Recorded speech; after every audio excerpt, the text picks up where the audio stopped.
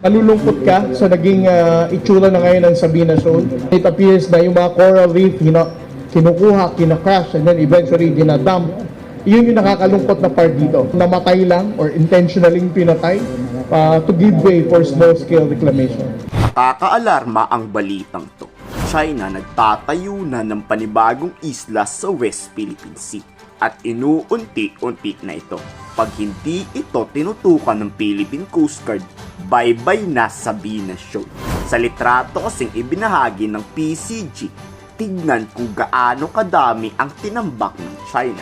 Dahil dyan, wala nang isda ang makikita sa paligid ng Sabina Shoal.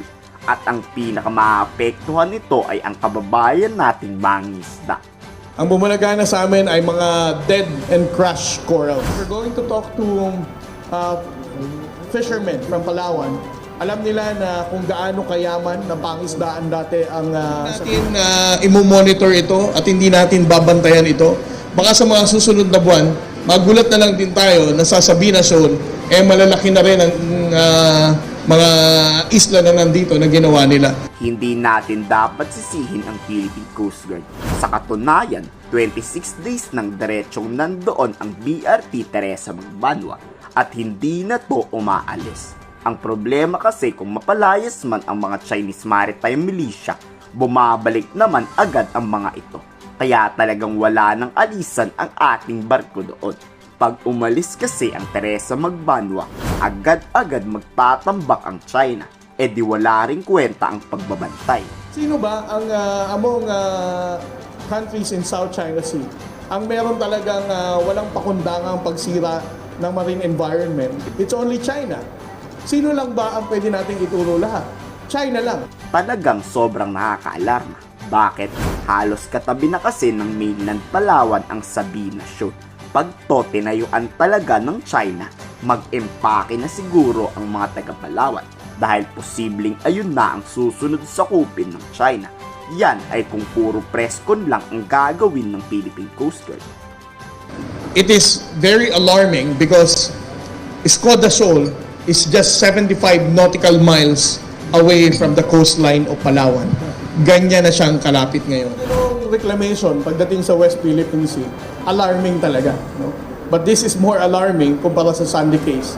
Dahil sabi ko nga, mas malapit ito sa lalawigan ng Palawan. As to the strategic relevance ng Escoda Shoal, I don't want to speculate or to alarm the public. But ang sinasabi ko lang, ito ay napakalapit. Ito ang dahilan ba't nagpapakalat ng fake news ang China. Nagbabayad sa mga Pilipino para siraan si Pangulong Bongbong Marcos. Pag nasiraan na, malilihis ang atensyon sa totoong ginagawa ng China sa West Philippine Sea. Ang magtambak at wasakin ang yaman ng ating karagatan. Kung pwede lang talagang bombahin natin ang China para matigil na to. Kaso tayo ang lugi pag ginawa to ng AFP. Part of Marites warfare.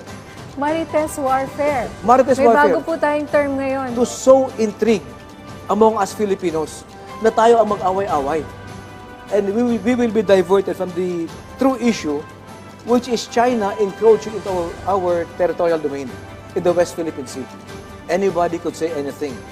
Anybody could connect the dots and link certain actions to what is happening. False narratives.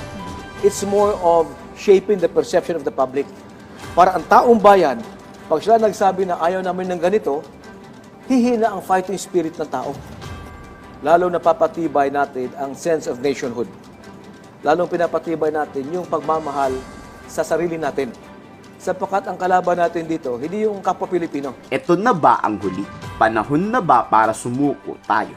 Kahit anong gawin kasi ni PBBM, mukhang hanggang sa huli tayo ang talo. Kayo sa tingin nyo, palag-palag pa rin ba tayo o suko na? I-komento sa baba ang salobi.